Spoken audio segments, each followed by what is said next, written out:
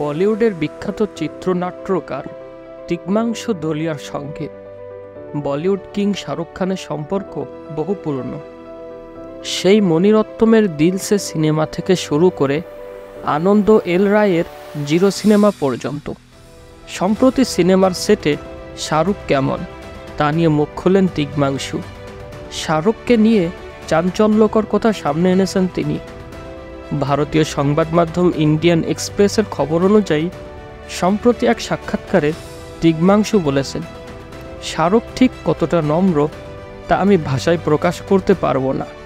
সেটা আমি দিলসের শুটিং চলাকালীনই খেয়াল করেছি।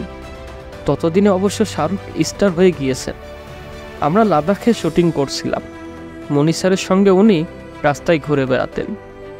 সেই সময় শাহরুখকে নিয়ে তিনি আরও বলেন, লাদাখে ভ্যানিটি ভ্যান বা অন্য কিছু ছিল না। আমরা যে বাসে উঠতাম দুই দিকে সিটের মাঝের রাস্তায় যেখানে মানুষ হেঁটে যেত, সেখানেই লাঞ্চের সময় 30 মিনিট ঘুমিয়ে নিতেন শাহরুখ। মাঝে মধ্যে আমরা জ্যাকেট বা অন্য কিছু নিতে যাওয়ার জন্য বাসে উঠে শাহরুখের উপর দিয়েই যেতাম, তবে শাহরুখ কোনো কিছুতেই আপত্তি করতেন না। উনি কখনো বলেননি আমার ঘুমানোর সময় বাসে কেউ ঢুকতে পারবে না। অথচ তিনি কিন্তু তখন স্টার।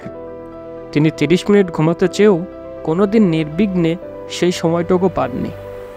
দিলসে ছবিতে শাহরুখের বিপরীতে অভিনয় করেছিলেন মনীষা কৈরালা। আর এই মিউজিক্যাল রোমান্টিক থ্রিলারটির হাত ধরেই অভিনয় দুনিয়ায় পা রেখেছিলেন বলিউড স্টার প্রীতি জিন্টা।